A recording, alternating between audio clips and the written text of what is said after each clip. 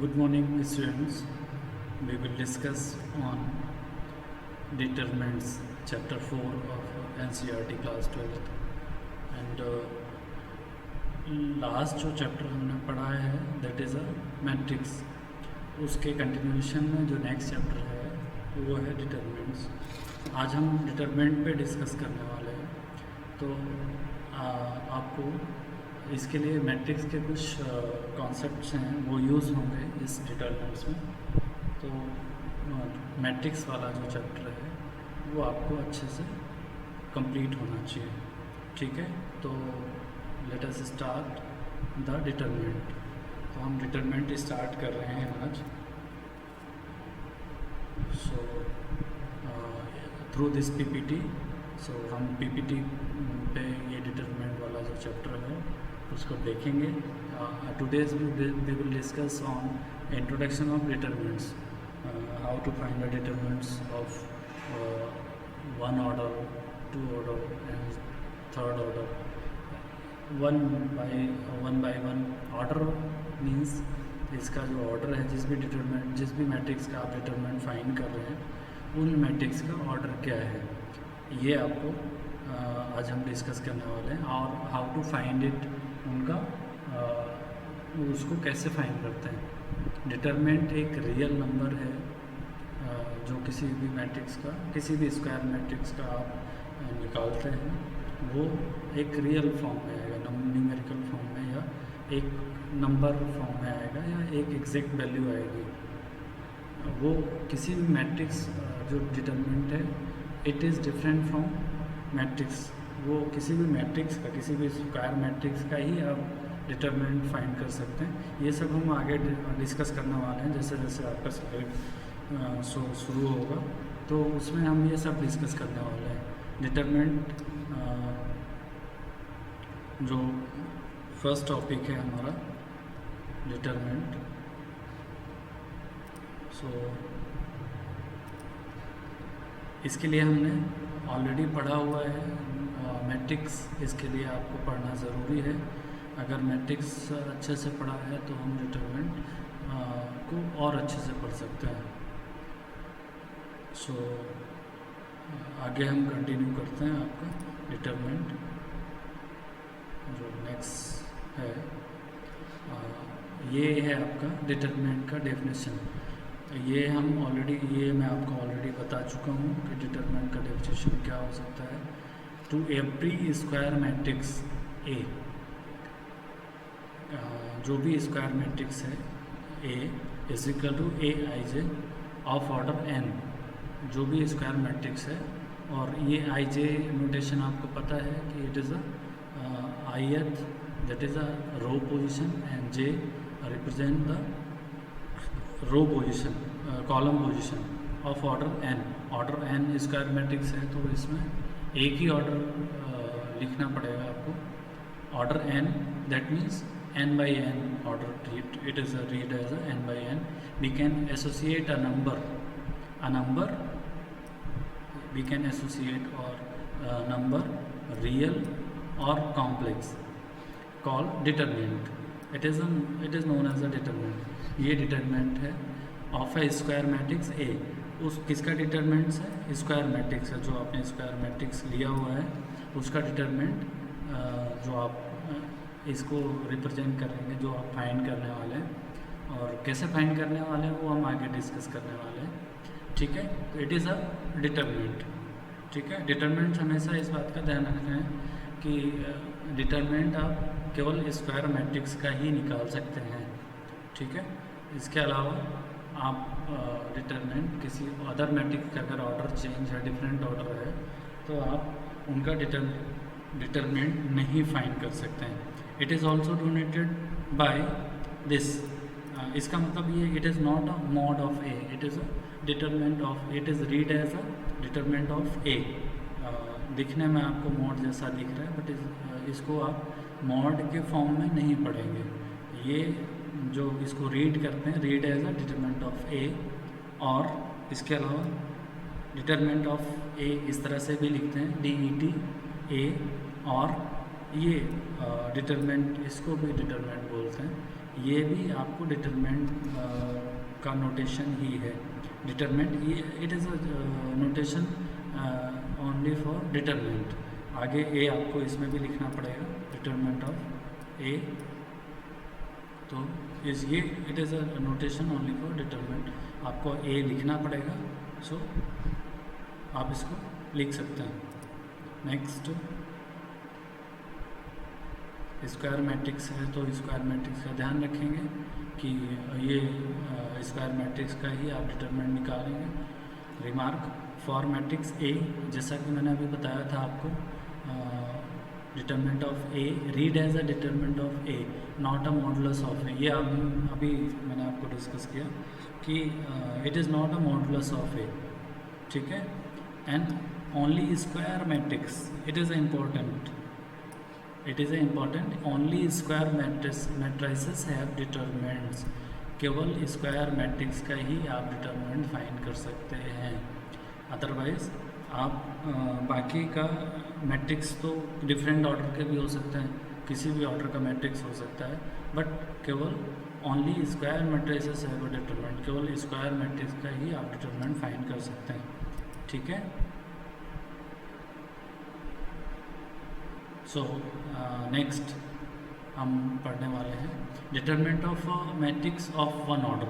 अगर एक square matrix है जिसका ऑर्डर 1 है, तो उसमें जो एक एलिमेंट है that is equal to its determinant, ठीक है। Let A is equal to this, it is a square matrix of order be a matrix of order 1। ये एक 1 ऑर्डर का मैट्रिक्स है। Then the determinant of A is defined to be equal to A, जो उसका element एक ही ए है, तो ये इसका डिटरमिनेंट कहलाएगा, ये डिटरमिनेंट के इक्वल हो जाएगा। एंड सेकंड है आपका determinant of a matrix of order 2। अगर 2 सेकंड ऑर्डर का मैट्रिक्स है तो उसका डिटरमिनेंट कैसे फाइंड करेंगे, how to find the second order determinant, ठीक है। ये सारे मैट्रिक्स से रिलेटेड है।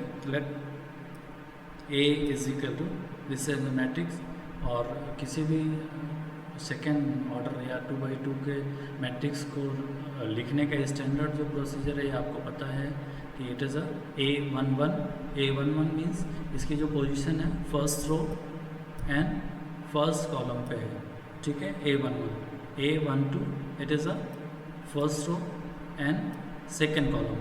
नाउ नेक्स्ट A21 जो फर्स्ट जो नंबर लिखा हुआ है it is represent two row position, जो रो की पोजीशन है वो रिप्रेजेंट करता है, और जो सेकेंड नंबर लिखा हुआ है ये कॉलम की पोजीशन जो रिप्रेजेंट करता है।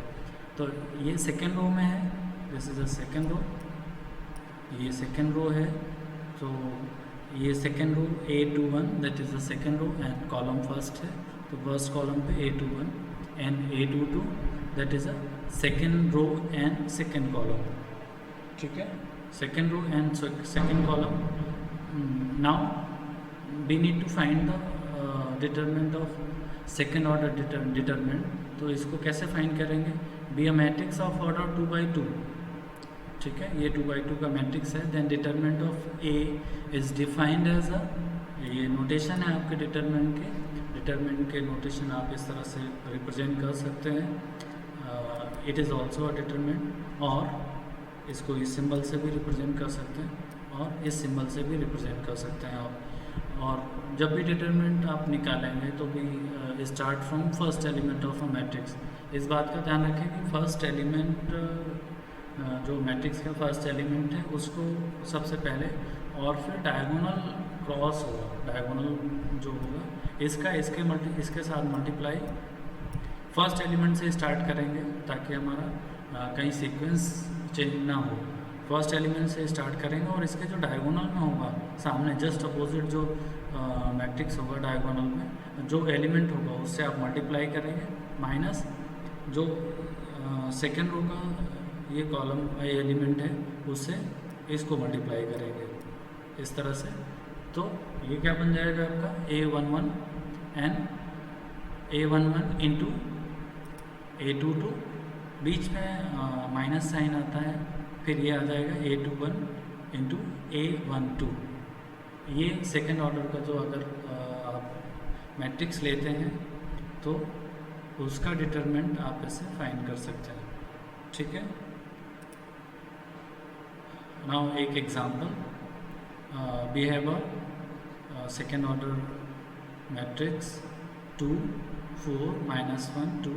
अगर आप इसका डिटरमिनेंट सिंपल सा जस्ट सिंपल सा एग्जांपल है, और सेकेंड ऑर्डर और फर्स्ट ऑर्डर तो just like as a introduction of a determinant, बहुत इजी। और इससे इजी मतलब डिटरमिनेंट तो इंट्रोडक्शन है, तो जनरली यही होता है कि छोटा छोटा जो कॉन्सेप्ट है स्टार्ट करते हैं, ठीक है। थर्ड ऑर्डर थोड़ा सा अलग है, उसको भी हम डिस्कस करेंगे, वो भी अच्छा है। सॉल्यूशन भी है तो अगर ये डिटरमिनेंट अगर आपको इसका निकालना है तो मैंने बताया था आपको फर्स्ट एलिमेंट से स्टार्ट करेंगे। फर्स्ट एलिमेंट 2 है और इसके जो क्रॉस पे हैं वो ये है, तो 2 क्रॉस 2, ठीक है, माइनस फिर जो सेकेंड रो का फर्स्ट एलिमेंट है उससे इसको क्रॉस करेंगे, मल्टीप्लाई करेंगे, तो -1 इंटू 4, और बीच में जो माइनस ऑलरेडी यूज होता है डिटरमिनेंट के लिए वो ये रहा, और 4 into -1, so now will be solve, so it will B 4 2 multiplied by 2 4 and minus minus plus and 4 it will be 8 is the determinant of this matrix। ये जो मैट्रिक्स है ये इसका जो डिटरमिनेंट है वो 8 हो जाएगा। और इस तरह से ये तो न्यूमेरिकल फॉर्म में है, अगर वेरिएबल फॉर्म भी आया तब भी उसमें यही कॉन्सेप्ट यूज़ करना है आपको, जस्ट लाइक एज दिस। ये आपका एक मैट्रिक्स है 2×2 का, और ये ऑलरेडी डिटरमिनेंट सिंबल में है, ठीक है। सो इसको अलग से लिखने की ज़रूरत नहीं, डिटरमिनेंट। सो बस सॉल्यूशन आपको पता है कि इसमें इसका और इसका मल्टीप्लाई करेंगे, इसका और इसका मल्टीप्लाई हो जाएगा x into x, it is x square minus इसका और इसका मल्टीप्लाई, ठीक है, x + 1 इंटू x - 1। ये आगे पीछे भी लिख सकते हैं, ज़रूरी नहीं क्योंकि मल्टीप्लाई हो रहा है तो a इंटू बी करें या b इंटू a करें तो रिजल्ट वही आना है। ये एक या तो वेरिएबल होंगे या तो नंबर होंगे या कुछ और भी होगा, तो इनका जो प्रोडक्ट है वो a into B is equal to b into A, ठीक है। जनरली ये लिख देते हैं, अगर कहीं ऐसा भी लिखा हुआ है इसका इंटू ये तब भी वो गलत नहीं है। तो x into X that is x square and minus it is identity a plus B and a minus B, X square minus A square. So ये हो जाएगा आपका x square minus A square, ये माइनस साइन है, so it will be x square minus X plus 1, X square से X square cancel out हो जाएगा, so result will be 1। So determinant of this it is 1, ठीक है। I think इतना clear हो गया होगा। नाउ नेक्स्ट सेकेंड ऑर्डर का एक और एग्जांपल है, जस्ट लाइक सिंपल सा है वो, आप लीनियर हो क्वाड्रेटिक हो कुछ भी आ जाए तो कोई प्रॉब्लम नहीं है। ये क्वाड्रेटिक लिखा हुआ है, क्वाड्रेटिक पॉलिनोमियल, और उसके साथ लीनियर पॉलिनोमियल भी है, ठीक है। तो कोई प्रॉब्लम नहीं है, प्रोसीजर वही है जो मैंने आपको बता दिया। तो इसको आप सॉल्व करेंगे, और अगर कोई प्रॉब्लम आती है तो then we will discuss on 2×2 matrix, ठीक है। सो आई थिंक ये बन जाना चाहिए आपसे। सेम प्रोसीजर है, इसका मल्टीप्लाई इसमें माइनस इसका मल्टीप्लाई बाई इसमें, सिंपल सा है। और वही स्टेप्स इसमें भी लिखे हुए हैं, ये देखिए, मल्टीप्लाई माइनस दिस, इसको मल्टीप्लाई कर लेंगे, एक आइडेंटिटी के फॉर्म में है, ठीक है। इसको मल्टीप्लाई कर लिया, सो ये नॉर्मल मल्टीप्लाई है, नॉर्मल मल्टीप्लाई कर लिया। फिर इसके बाद ये तो आपको पता है कि इट इज़ ऑल्सो आइडेंटिटी, सो इसको इस फॉर्म में लिख लिया।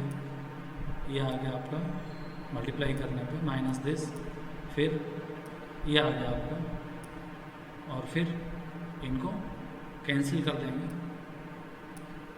और फिर ये रिजल्ट आ जाएगा। अगर आपको ये आइडेंटिटी आती है, मैंने आपको अभी बताया था कि अगर ये आइडेंटिटी अगर आप आ रही है तो आप डायरेक्ट लिख सकते हैं, it is identity of x³ + 1, x³ + A Q या ए क्यू प्लस बी क्यू की आइडेंटिटी है ये, ठीक है। सो ए क्यू एंड बी क्यू की आइडेंटिटी है, सो आप इसको लिख सकते हैं। आप चाहें तो डायरेक्ट लिख सकते हैं, अदरवाइज आप इस तरह से नॉर्मल मल्टीप्लाई करके भी आप इसको सॉल्व कर सकते हैं। Now 2/2 I think over. Now next 3/3, determinant of order 3/3, ठीक है। अगर 3/3 का डिटरमिनेंट है तो कैसे फाइंड करेंगे? Consider the determinant of a square matrix A. ये आपको पता है कि it is a representation of a determinant, so it is a determinant of A. अब 3/3 में जो स्टैंडर्ड पैटर्न है वो ये रहेगा, आपको पता है, ऑलरेडी हम मैट्रिक्स में डिस्कस कर चुके हैं, ठीक है। अब इसमें एक चीज़ ध्यान रखना है कि जब भी आप 3/3 का डिटरमिनेंट निकालेंगे, it can be use, it can be expand at any row और एनी कॉलम। किसी भी रो के रिस्पेक्ट में एक्सपेंड कर सकते हैं, एक पर्टिकुलर रो के रिस्पेक्ट में एक्सपेंड कर सकते हैं और पर्टिकुलर कॉलम के रिस्पेक्ट में भी एक्सपेंड कर सकते हैं। किसी एक रो या किसी एक कॉलम के रिस्पेक्ट में एक्सपेंड करना है और डिटरमिनेंट सभी से सेम आएगा। सभी जिस भी रो या जिस भी रो कॉलम से आप एक्सपेंड करेंगे, डिटरमिनेंट में कोई चेंजेस नहीं आएंगे। किसी एक रो या किसी एक कॉलम के रिस्पेक्ट में आप इसको एक्सपेंड कर सकते हैं, ठीक है। So we will expanding along with R1। R1 means first row के रिस्पेक्ट में आप एक्सपेंड करने वाले हैं। तो फर्स्ट रो में जब आप एक्सपेंड करेंगे तो आपको ये फर्स्ट एलिमेंट लेना है, first element, and it is expanding along R1। तो जिसका जो फर्स्ट स्टेप है, it is a -1 raise to power, जो इसकी पोजीशन है फर्स्ट एलिमेंट की, वो 1 + 1, जो फर्स्ट एलिमेंट की पोजीशन है वो raise to power -1 raise to the power 1 + 1 into first element A11। Now अब ये जो एलिमेंट जिस भी रो में है, उस रो को आप उस रो से कोई भी एलिमेंट नहीं लेंगे और उस कॉलम से भी कोई एलिमेंट नहीं लेंगे। जिस रो या कॉलम में ये है, वो रो और कॉलम दोनों छोड़ देंगे, ठीक है। तो अब आपके पास क्या बचेगा? ये जो 4 एलिमेंट बचे हैं, उसमें आप 2/2 का जो कॉन्सेप्ट है वो यूज़ कर सकते हैं, जस्ट लाइक एज दिस। ये A22 ये लिख दिया, A23 यहाँ पे, A32 एंड A33, ये चारों आप जब आप लिखेंगे तो कब? जब आप फर्स्ट एलिमेंट ले रहे हैं, ठीक है। ये जब फर्स्ट एलिमेंट ले रहे हैं तो आप ये लिख लेंगे, ठीक है। आप जब सेकेंड लेंगे तो रो तो वही रहेगी सेम, कॉलम चेंज हो जाएगा। कॉलम में आप इसके एलिमेंट नहीं लेंगे, और ये भी आपको ध्यान रखना है, -1 रेज टू पावर 1 + 2, ठीक है। इसका एक शॉर्ट तरीका भी बता देंगे आपको, ठीक है, वो ध्यान रखना है, ठीक है। नाउ नेक्स्ट, ये वाला एलिमेंट लिया आपने, A12 ले लिया। इसके बाद जो बचे हुए एलिमेंट है A21, A23 and A31 and A33, ठीक है, ये एलिमेंट ले लिया आपने।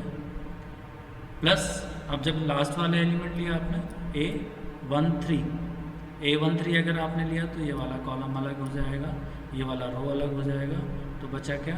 A21, A22, A31, A32, यही। अब इसको 2/2 की तरह से ट्रीट करना है और इसको सॉल्व कर लेना। -1 raise to power 1 + 1 that is +1, तो इसमें प्लस ही आएगा, कोई नेगेटिव साइन नहीं आएगा।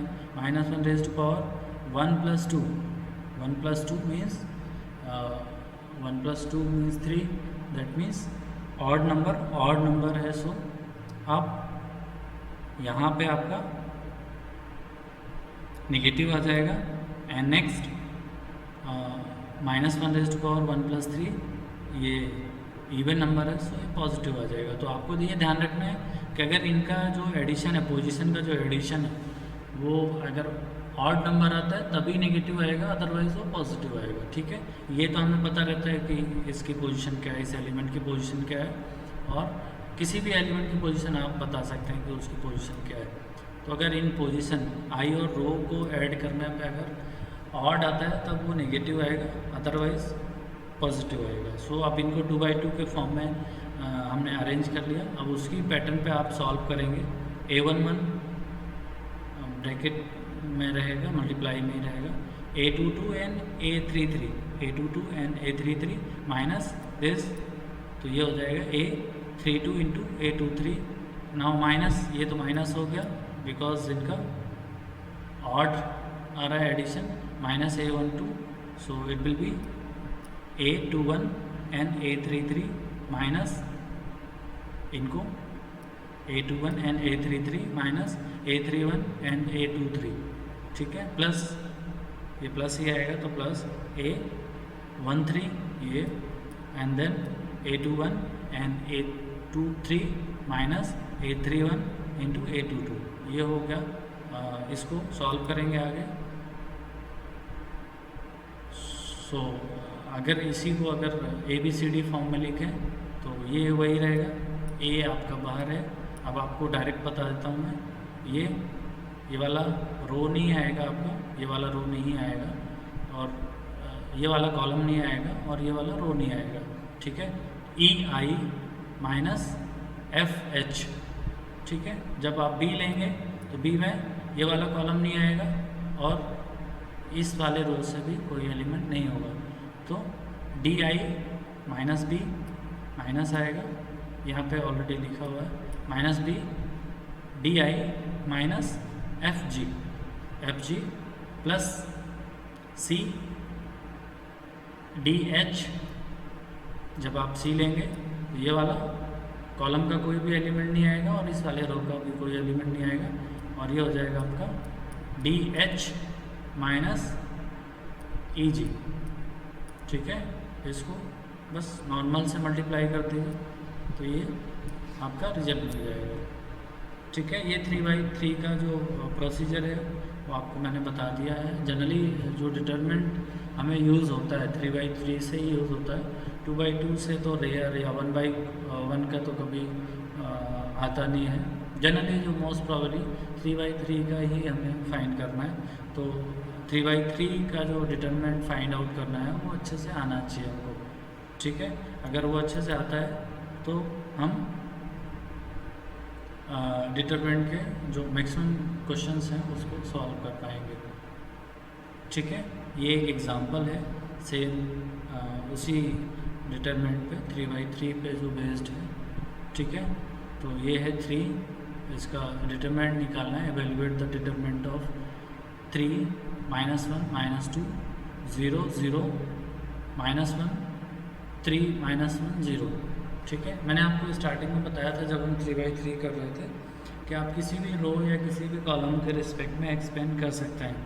और एक और तरीका बताता हूँ आपको कि जब भी आप इस तरह से कोई मैट्रिक्स देखें तो आपको ये देखना है कि जीरो किस रो या किस कॉलम में ज़्यादा है।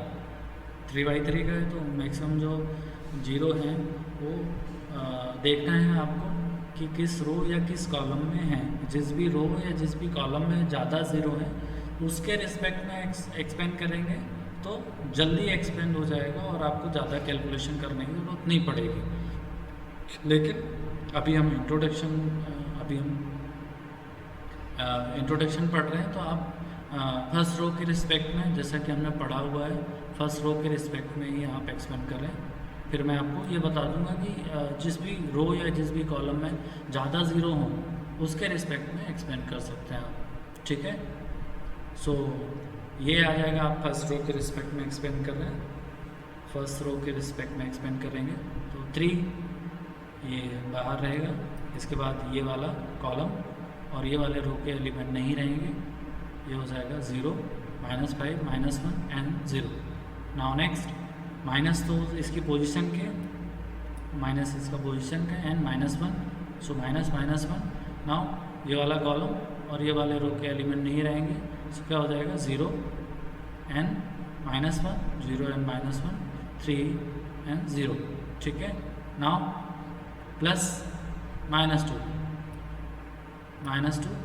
जब ये वाला एलिमेंट लेंगे प्लस आएगा, क्योंकि इसकी जो पोजीशन है उनको अगर ऐड करते हैं रो और कॉलम को तो इवन आएगा।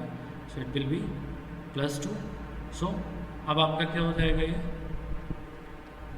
ये हो जाएगा आपका -2। अगर आप मल्टीप्लाई में रखेंगे तो ये वाला कॉलम और इस वाले रो के कोई भी एलिमेंट नहीं आएंगे। सो 0 0 3 -5 0 0 3 -5। अब इनको ये मल्टीप्लाई में ही रहेंगे, बाहर जो एलिमेंट है, और अंदर जो डिटरमिनेंट फॉर्म बन रहा है वो 2/2 का ही बन रहा है। तो उनको आप 2/2 की तरह से ट्रीट कर सकते हैं और उनको सॉल्व कर सकते हैं। 3 इसका मल्टीप्लाई 0 × 0 -5 मल्टीप्लाई बाई -1, ठीक है। It will be +1। सो ये हो जाएगा +1।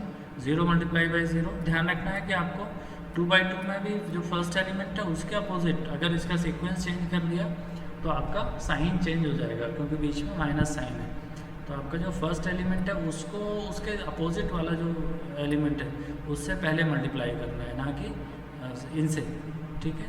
तो इसको मल्टीप्लाई किया -3 मल्टीप्लाई बाई -1, ये हो जाएगा 2, ये -2 हो जाएगा।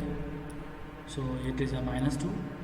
0 multiply by -5 and -0 multiply by 3, ठीक है। नाउ मल्टीप्लाई कर दीजिए 3 इंटू ये हो जाएगा 0 0 माइनस ये हो जाएगा आपका 5 माइनस ये 5 हो जाएगा। नाउ नेक्स्ट 1, ये तो 0 हो जाएगा, ये 3 हो जाएगा, ठीक है। नाउ ये टोटली 0, दोनों 0 हो जाएंगे। तो 3 into -1 plus 1 into 3 plus 0, so it will B 15 -15 plus 3 that is ये -12 जो आंसर है वो इसका डिटर्मिनेंट होगा, ठीक है। आई थिंक 3/3 का जो कॉन्सेप्ट है वो क्लियर हो गया होगा। अब जो मैं बात कर रहा था कि किसी भी रो या किसी भी कॉलम के रिस्पेक्ट में आप एक्सपेंड कर सकते हैं। अगर आप इसी को सेकेंड रो के रिस्पेक्ट में एक्सपेंड करेंगे तो जब ये कॉफिशिएंट ही 0 हो जाएगा तो ये 0 हो जाएगा। ये कॉफिशिएंट जो बाहर हम लेते हैं वो 0, ये भी 0। इसके रिस्पेक्ट में अगर आप इन्हें एक्सपेंड किया तो क्या हो जाएगा, ये -1 मल्टीप्लाई ये वाला रो और ये वाला ये वाला कॉलम और ये वाला रो के एलिमेंट कुछ भी नहीं लेंगे तो बचेगा क्या आपके पास, ये 3 and then -1 -5 -1 and -5। So it will be -1 रहेगा आपका, और ये हो जाएगा 5 3 सा 15 minus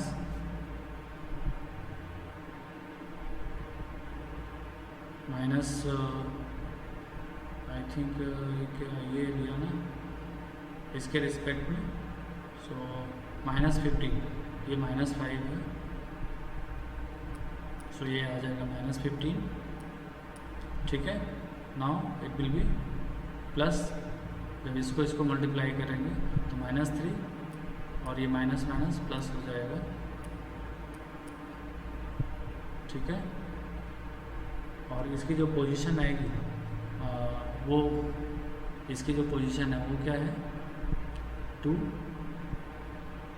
second row third column. So it will be -1 इसके पोजीशन पे भी आएगा। सो ये -1 माइनस प्लस ये भी हो जाएगा।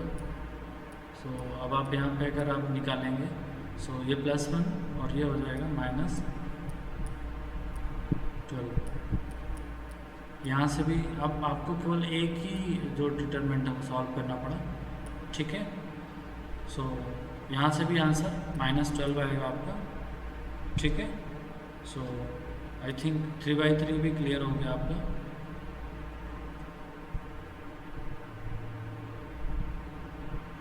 uh, 3/3 जो हम पढ़ रहे हैं वो ये ज़्यादा यूज़ होता है, बाकी तो आप करते हैं। ये उसका नेक्स्ट एग्जांपल है। आई थिंक अब आप इसको सॉल्व करेंगे और इससे रिलेटेड अगर कोई डाउट है तो हम नेक्स्ट क्लास में डिस्कस कर सकते हैं। ठीक है, एक ये एग्जांपल है, इसको आप सॉल्व करें तो बेटर रहेगा और अच्छा समझ में आएगा आपको। इसको भी किसी भी रो या किसी भी कॉलम के रिस्पेक्ट में एक्सपेंड कर सकते हैं। जनरली अगर कोई भी ज़ीरो नहीं है तो उसको फर्स्ट रो के रिस्पेक्ट में ही एक्सपेंड करते हैं। ठीक है, जैसा कि इसमें भी फर्स्ट रो के रिस्पेक्ट में एक्सपेंड किया हुआ है। ठीक है, इस पोजीशन पे भी ध्यान रखना है। अगर ये पोजीशन आपको ध्यान नहीं आ रही है तो आपका मिस्टेक हो सकता है। दैट मीन्स -1, इसका जो कॉन्सेप्ट है -1 raise to power i plus j। i क्या रिप्रेजेंट कर रहा है, रो की पोजीशन, और j क्या रिप्रेजेंट कर रहा है, कॉलम की पोजीशन। तो इसको इस तरह से सॉल्व करेंगे। फिर ये हम ऑलरेडी डिस्कस कर चुके हैं, तो इसको ये आप सॉल्व करेंगे और अगर कोई डाउट आता है तो हम आगे डिस्कस करेंगे।